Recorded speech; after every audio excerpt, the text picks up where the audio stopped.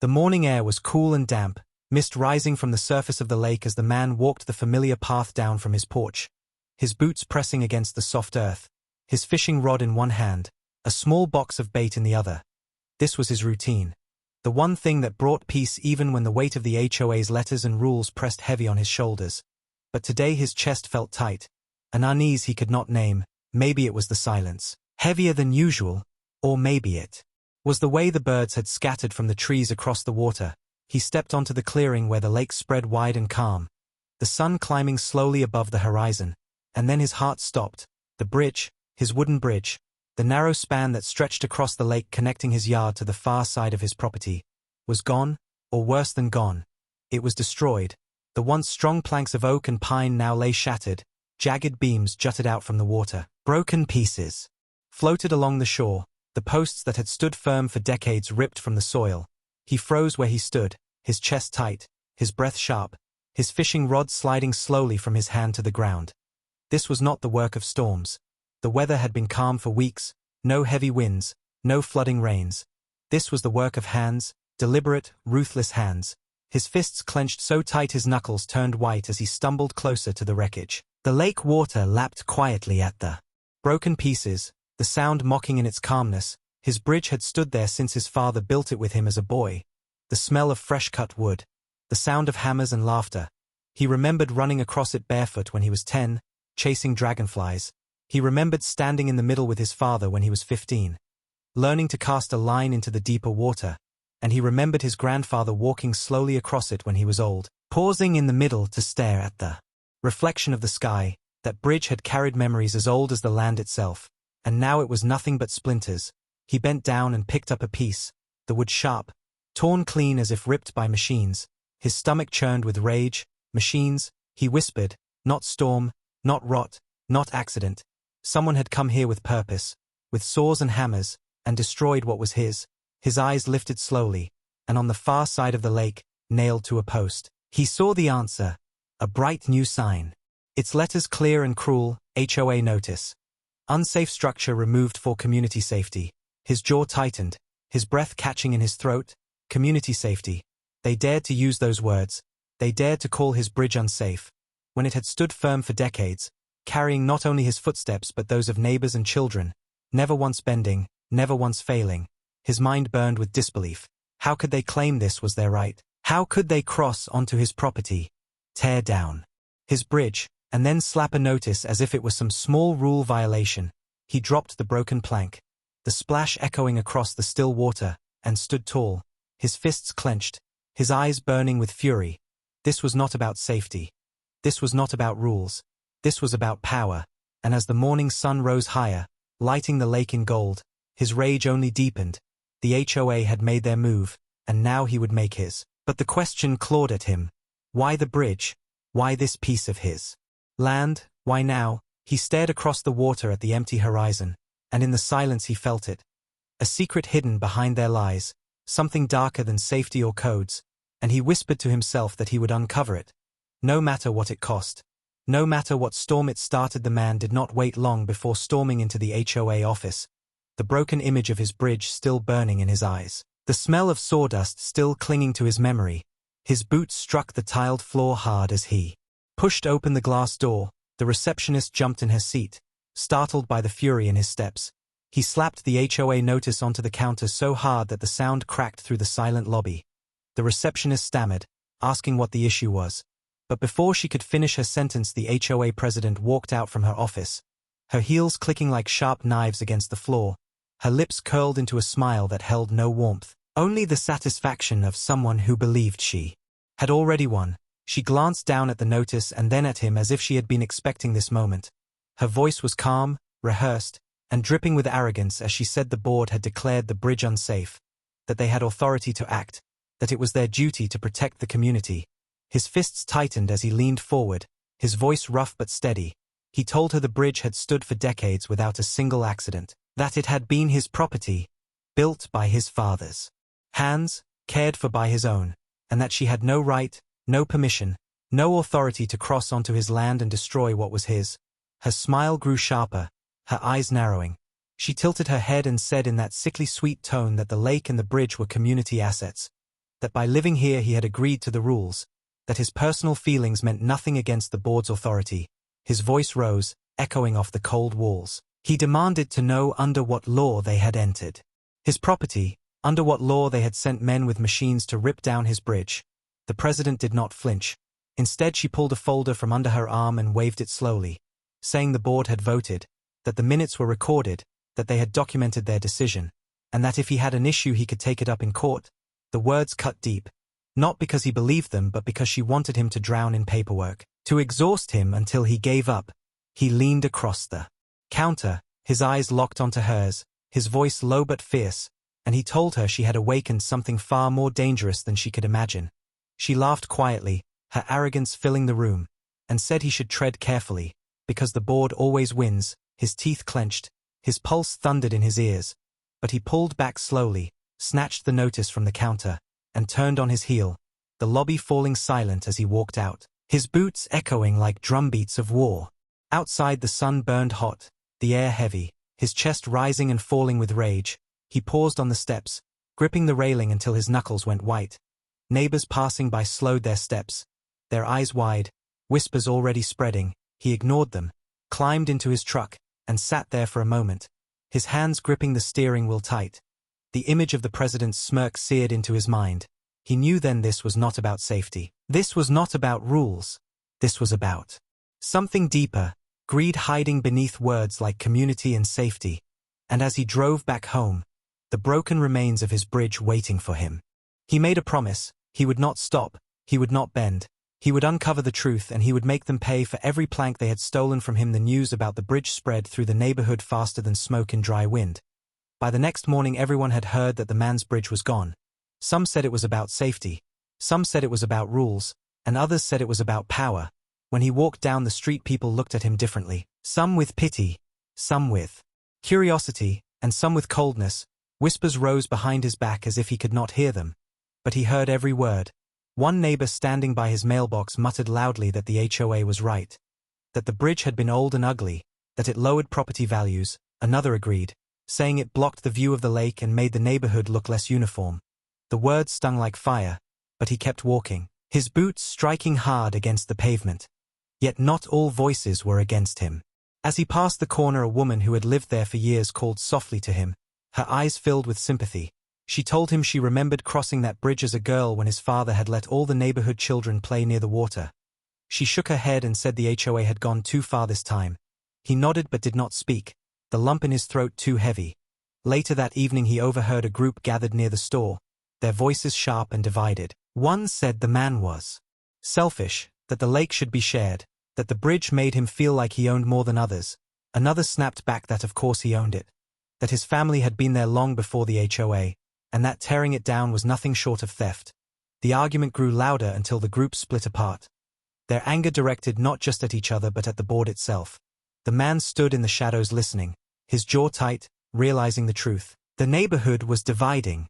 Lines were being drawn. The HOA was using whispers as weapons, trying to turn people against him. But every whisper also revealed cracks in their control. One night as he sat on his porch staring at the dark silhouette of the lake, an older man walked slowly up the path, leaning on his cane, his voice quiet but strong as he said he had known the man's father, that he had fished from that bridge many times, and that he wanted him to know not everyone believed the board's lies.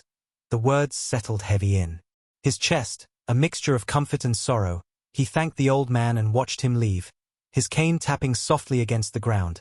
Later that same night he caught sight of two board members standing at the far end of the road, their heads close together, their voices low, but he caught fragments, words like project, resort, profit, and suddenly his anger sharpened into clarity.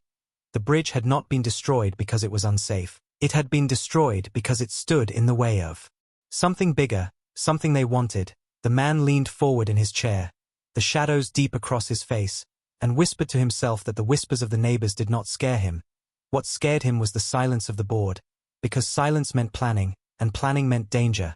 His eyes never left the lake that night, the broken bridge standing like a scar across its surface, a scar he swore would not be forgotten. Late that night the man could not sleep. The broken bridge haunted his mind like a ghost. Every time he closed his eyes he saw his father's hands building it, saw children laughing as they ran across it, saw his own boots standing firm on the wooden planks, and then he saw it torn down, replaced by nothing but jagged stumps and cold water. He tossed in his chair on the porch, staring at the silver light of the moon across the lake, the quiet mocking him. Something inside told him this was not just about rules or codes.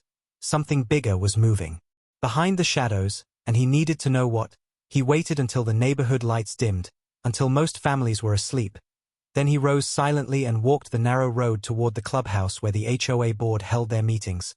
The night was still, crickets humming, his boots muffled against the dirt. He stayed low in the shadows of the trees, moving with the patience of a hunter.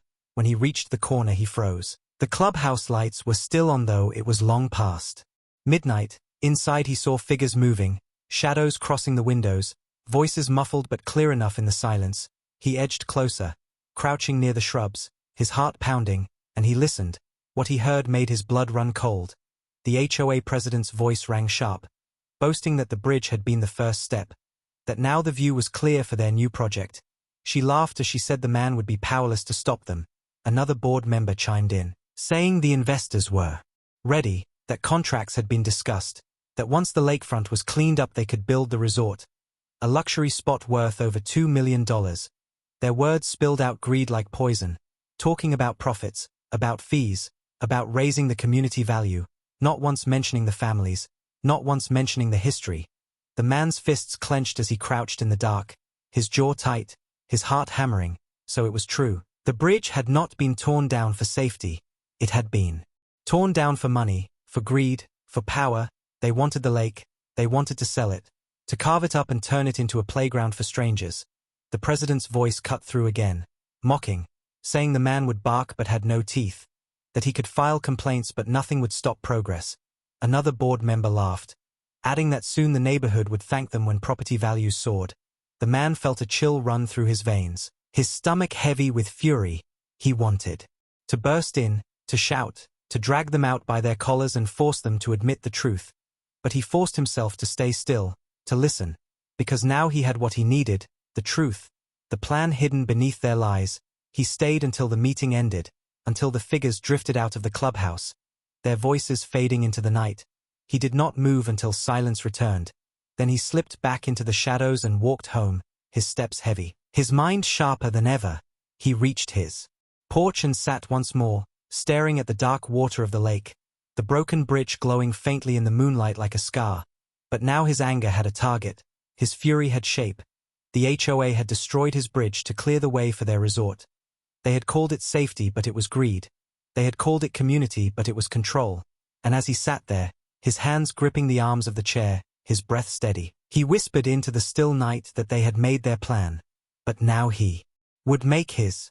And his would strike harder than anything they could imagine. The man rose the next morning with fire in his chest. He had not slept at all. The words he had heard in the clubhouse still echoing in his ears. Every greedy laugh, every boast about their resort plan, every insult that called him powerless. His hands shook not with fear but with rage. He decided he would confront them face to face, no whispers, no shadows. He would make them look into his eyes when they lied. He drove his truck straight to the HOA office, dust rising behind him, his tires biting into the gravel. Neighbors turned their heads as he passed, some nodding silently, some pretending not to see. When he stormed inside, the president was already there, her voice sharp as a blade as she greeted him with false sweetness, asking if he had come to finally accept reality. His jaw clenched as he stepped closer, his voice rising as he demanded to know who gave her the right to destroy his bridge, who gave her the authority to walk on his land and rip down what belonged to his family. She smirked and told him again it was unsafe, that it was board approved. But before he could answer, she picked up the phone, her eyes gleaming with malice. She called the sheriff, her words dripping with poison as she claimed he was causing a disturbance, threatening the board. Within minutes the wail of sirens cut through the air, tires screeched outside, and the sheriff himself stepped through the door, his hand resting on his belt, his eyes scanning the tense room. The president immediately rushed to him, pointing at the man, her voice loud and dramatic. She accused him of harassment, of intimidation, of refusing to respect community rules. The man's blood boiled as he took a step forward, ready to defend himself. But the sheriff raised a hand, his deep voice commanding silence. He looked at the man directly, his eyes steady, and told him to explain. The man's voice came low but powerful. He told the sheriff that his bridge had been destroyed without his permission, that the HOA had stepped on his land, that the excuse of safety was a lie, and that they had plans to sell the lake to developers. The president laughed harshly, mocking him, calling his words nonsense, calling him a paranoid old fool. But the sheriff's eyes did not leave the man's. He asked calmly if he had proof. The man stared back, his chest heavy, and said not yet. But he knew what he had heard. The sheriff's gaze lingered a moment longer. Then he turned to the president and told her firmly that destroying private property without legal order was dangerous ground. Her smile faltered for just a second before she covered it with another sneer. The sheriff then told the man to keep his calm, that shouting and storming officers would only give the board weapons to use against him. His voice softened for just a breath as he added quietly that he had seen the HOA pull stunts before, that he should gather his evidence, that the law was slow but steady. The man nodded slowly, his jaw tight, his rage still burning but held in check. The sheriff gave him one last warning glance before leaving, his boots heavy against the tile, his patrol car rumbling away. The president turned back to the man, her lips curling, her voice dripping with venom as she whispered that the sheriff's words meant nothing, that he could bring all the papers in the world but he would still lose. Her arrogance pressed down like smoke, but the man only stared back, his silence stronger than her taunts. He turned and walked out without another word, the sun glaring hot against his face, his fists tight, his steps heavy. But inside him something new had formed. The sheriff's warning had not broken him. It had sharpened him. He knew now that he needed proof. He needed to strike where the board least expected. And as he climbed into his truck and looked back at the HOA office one last time, he whispered to himself that the board thought they had power, but soon they would learn the real power still rested in his hands, in the land, and in the water they wanted to steal. That night the man sat alone at his kitchen table, the sheriff's words heavy in his ears, the president's mocking laughter still sharp in his mind. The broken bridge haunted him like a wound that refused to heal, but deeper than the pain was the growing fire of determination. If the HOA thought they had stripped him of power, then they had underestimated the land and the blood that ran through his veins. He cleared the table and spread out old maps, deeds, and records that his father and grandfather had passed down. Papers yellowed with time but carrying the weight of truth. He lit a lantern, its glow spilling across the pages, and began tracing every line with his calloused fingers. The property lines stretched far beyond the neat borders the HOA claimed. His family's land wrapped around the lake itself. And then his eyes froze on one detail he had never paid attention to before. His land did not just touch the lake, it controlled the dam, a structure built long ago to manage the water levels, a structure sitting squarely on his deeded property. He leaned closer, his heartbeat quickening as he read the description. The dam's operation rights were his and his alone. No HOA, no board, no outsider could touch it without his consent. His mind reeled with the power of the discovery. He whispered to himself that they had destroyed his bridge, thinking he was powerless, but they had forgotten the dam. They had forgotten that he held the key to the water itself. He pushed back in his chair, his fists trembling with both rage and excitement. He could feel the storm of an idea rising inside him, an idea bold, dangerous, and undeniable. He imagined the lake, calm and glittering under the sun, the resort that the HOA dreamed of standing proudly on its shore, the docks, the patios, the expensive cabins lined up for sale. He imagined it all, and then he imagined the water gone, drained, leaving nothing but mud, the value of their so-called $2 million dream sinking into dust. The thought made his lips curl into the faintest smile, not of joy but of revenge, of justice carved by his own hands. He gathered the papers quickly and locked them in a drawer, his chest rising and falling heavy. Outside the wind rustled through the trees, carrying with it the smell of wet earth. The lake glimmered faintly in the moonlight, and the man walked to his porch, staring at it with new eyes. Before it had been a place of peace. Now it was a weapon only he could wield. The HOA had torn down his bridge, mocking his family's legacy. But they had forgotten the roots ran deeper than planks of wood. They had forgotten that control of the land meant control of the water, and control of the water meant control of their dreams. As he stood there in the silence, his breath steady, his eyes cold, he whispered into the night that they would soon learn what it meant to take from him. They thought they had power, but he held something far greater.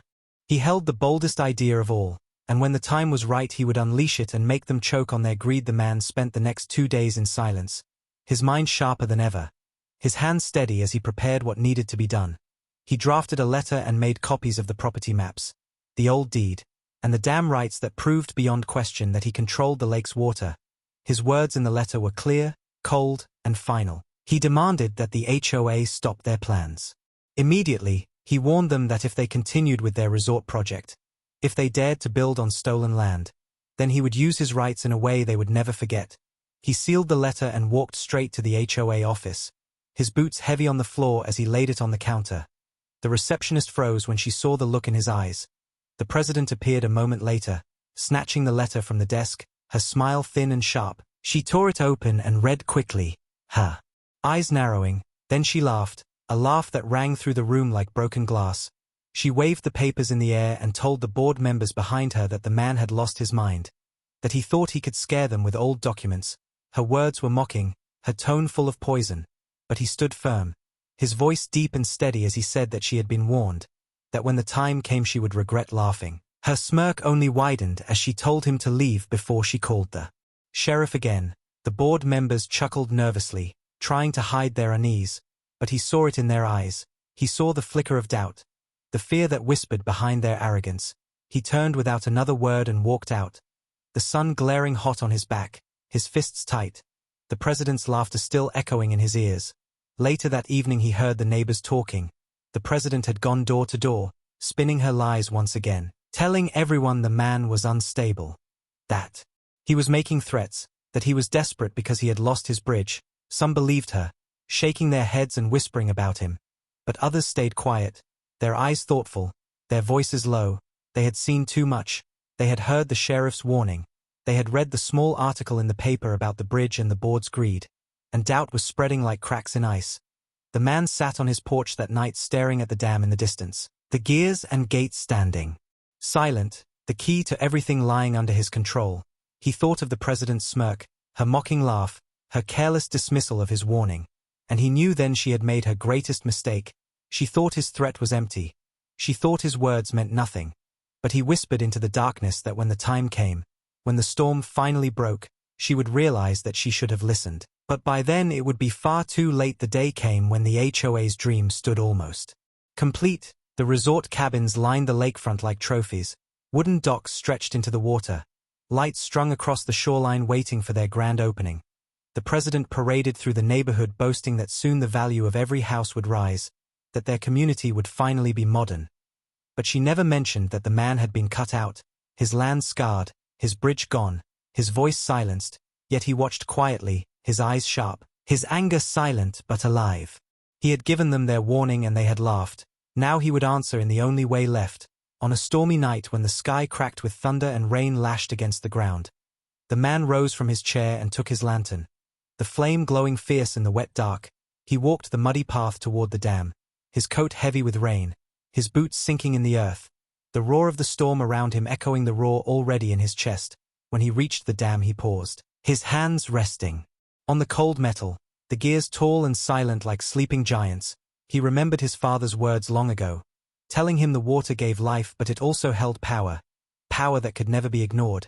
He gripped the wheel, his knuckles white, his chest tight, and then with steady force he turned.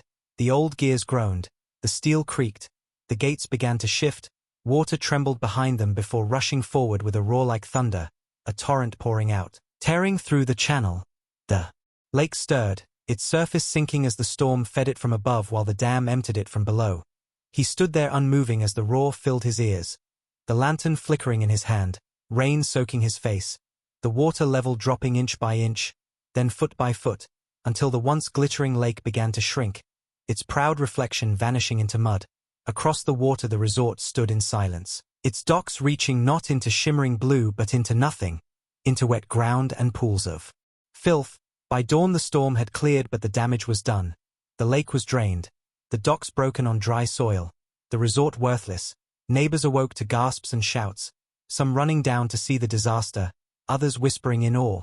The president rushed to the shore, her face pale, her voice shrill as she screamed about sabotage, about destruction, about revenge. But the man stood on his porch, calm, steady, his hands folded across his chest. He said nothing as the board raged, nothing as the neighbors whispered, nothing as the reporters began to arrive. He only watched the empty basin of the lake, the mud gleaming where water once was, and his silence was louder than any words. The HOA had laughed at his warning. Now their laughter had drowned in the roar of water they could no longer control. The dam had spoken, and its voice belonged to him. The morning after the storm, the neighborhood was unrecognizable. The lake that once shimmered under the rising sun was gone. In its place lay a vast stretch of cracked mud and shallow puddles. Fish flopped helplessly in the muck. Docks that once floated proudly now leaned awkwardly, their posts jutting from the ground like broken teeth. The million-dollar dream the HOA had built was nothing but a skeleton standing on dirt. Neighbors gathered in stunned silence, some gasping, some whispering, some laughing under their breath at the sight. The HOA president arrived in her expensive car, her face pale and tight, her voice sharp as. She demanded answers. She screamed that this was criminal, that someone would pay. But when she shouted the man's name, everyone turned to look at him. He stood on his porch calm as stone. The sheriff's car already parked near his driveway, reporters swarming with cameras flashing. The president stormed across the mud in her heels, sinking with every step, her fury echoing as she pointed at him and accused him of draining the lake, her words high-pitched and frantic. But the sheriff raised his hand and told her to stop, his voice steady as he asked the man to explain. The man stepped forward slowly, his boots steady in the soft ground, his hands carrying a folder. He opened it and revealed the stamped documents, the deeds, the dam rights, every page marked with the seal of the county. His voice carried across the crowd as he told them the truth, that the dam sat on his land, that the water was his to control, that no law, no board, no rule gave them the right to take it from him. The president tried to cut him off, shouting about safety, shouting about community property. But the sheriff silenced her, holding the documents up for all to see. Neighbors leaned closer, their eyes widening as they realized the truth. Reporters scribbled furiously, their cameras catching every word. The man's voice grew firmer as he said the bridge they destroyed had been his father's, that they had trespassed and torn it down in the name of greed, that their $2 million resort had been built on lies. His words struck like hammers, and the president's face twisted with rage, her voice breaking as she screamed that this was sabotage, that he would be ruined.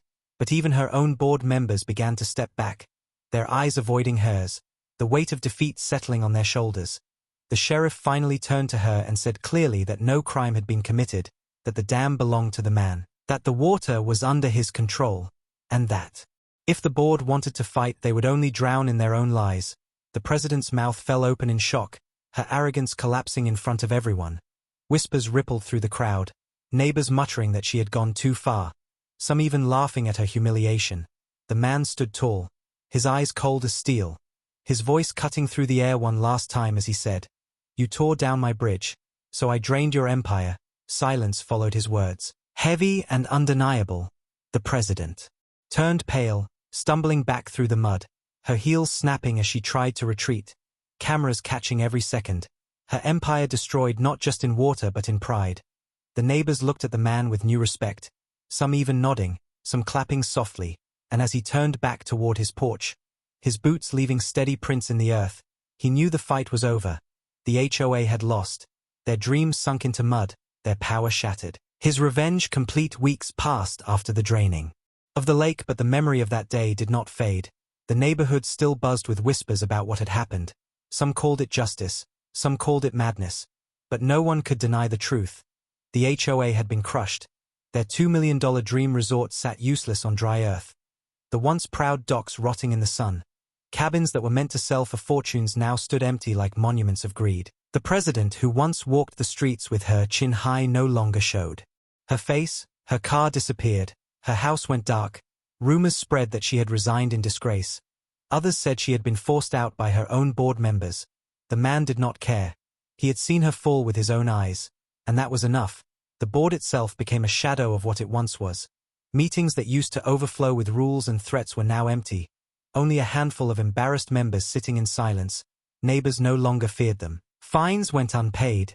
Letters went unopened, and the grip that had once strangled the community had finally snapped. The man sat on his porch each morning as he always had, his coffee warm in his hands, the drained lake stretched before him. But instead of sadness he felt calm.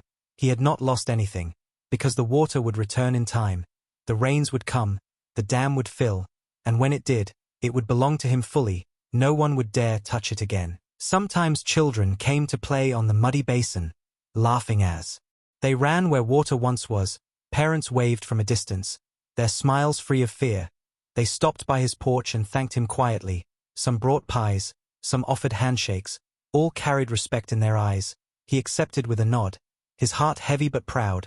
One evening reporters returned, their cameras capturing the ruined resort, their questions sharp, asking if he felt guilty, if he felt regret. He looked straight into their lenses and said in his calm voice that a man defends what is his, that greed destroys itself, and that the HOA had written their own end when they tore down his bridge. The words spread far, shared online, praised as the story of one man standing against a giant. His face became the symbol of resistance, his lake the symbol of justice, and the HOA the warning of arrogance. At night when the world was quiet he walked down to the dam, his lantern lighting the gears. He touched the cold steel with steady hands, whispering to the water that would one day rise again. He remembered his father's voice, his grandfather's lessons, the weight of legacy in his veins. He laughed then, a deep low laugh that echoed across the empty basin, because he knew the truth. The HOA had tried to break him by destroying his bridge. They thought they could erase his history, steal his future. But in the end they had destroyed themselves, their empire drained like the water they never owned. He turned back to his porch, his shoulders broad, his steps steady, his voice quiet as he whispered into the night that he had won, not with fists, not with shouts, but with patience, with truth, and with the bold idea that had turned their dream into a ruin. And as the moonlight spread across the empty lake he allowed himself one last smile. Because victory was not in the papers or the courtrooms. It was here in the silence, in the freedom of the land, in the respect of his neighbors, and in the last laugh that belonged only to him.